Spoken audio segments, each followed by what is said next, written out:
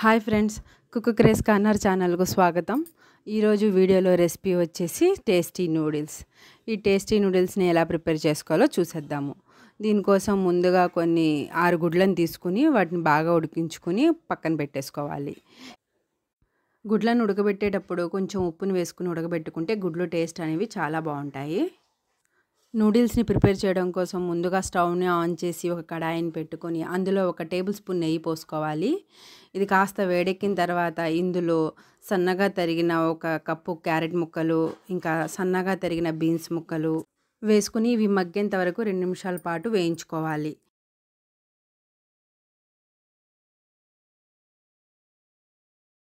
ఇవి కాస్త వేగిన తర్వాత ఇందులో 1 కప్పు టమాటో ముక్కలు, ఇంకా 4 పచ్చిమిర్చి ముక్కలు, ఇంకా 1 స్పూన్ అల్లం వెల్లుల్లి పేస్ట్ వేసుకొని వీటిని 2 నుంచి 3 నిమిషాల వరకు ఫ్రై చేసుకోవాలి. వీటిని ఫ్రై చేసుకునేటప్పుడు మంట అనేది సిమ్లోనే ఉంచుకుని ఫ్రై చేసుకోవాలి. ఇప్పుడు కడాయిలో నూడిల్స్కి సరిపడినన్ని నీళ్లు పోసుకొని ఈ నీళ్ళల్లో రుచికి సరిపడినంత ఉప్పు, ఇంకా కొద్దిగా మిరియాల పొడి వేసుకొని ఈ నీళ్లు మరిగేంత వరకు వండుకోవాలి. ఇలా ఒకసారి నీళ్లు బాగా మరిగిన తర్వాత ఇందులో నూడిల్స్ని వేసుకుని ఇంకా నూడిల్స్ మసాలాను కూడా వేసుకుని వీటన్నిటిని ఒకసారి బాగా మిక్స్ చేసుకోవాలి. ఒక్కొక్క రౌండ్ నూడిల్స్కి 200 ml చొప్పున నీళ్ళని తీసుకోవాలి. అంతేగాని ఎక్కువ క్వాంటిటీలో నీళ్ళని తీసుకోవద్దు.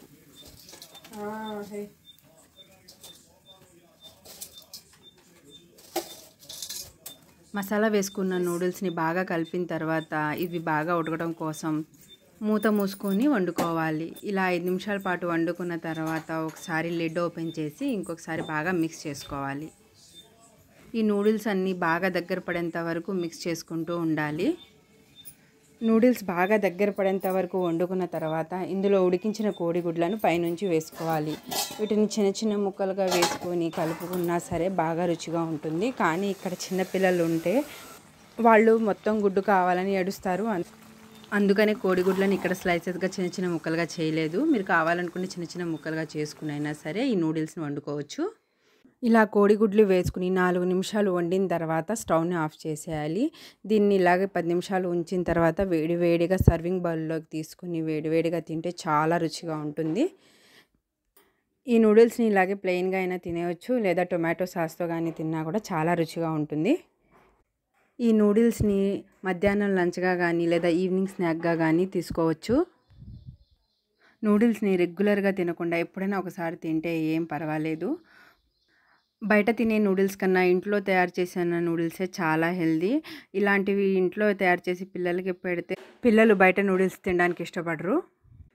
ఈ నూడిల్స్ రెసిపీ మీకు నచ్చితే ఒక లైక్ చేసి మీ ఫ్రెండ్స్కు షేర్ చేయండి. అలాగే ట్రై చేసి మీకు ఎలా కుదిరిందో మీ ఫీడ్బ్యాక్ను కామెంట్ చేయండి. మరిన్ని రుచికరమైన వీడియోల కోసం కుక్ క్రేజ్ కార్నర్ ఛానల్ను సబ్స్క్రైబ్ చేసుకుని పక్కనే ఉన్న బెల్ ఐకాన్ను యాక్టివేట్ చేసుకోండి. Please subscribe my channel and thanks for watching.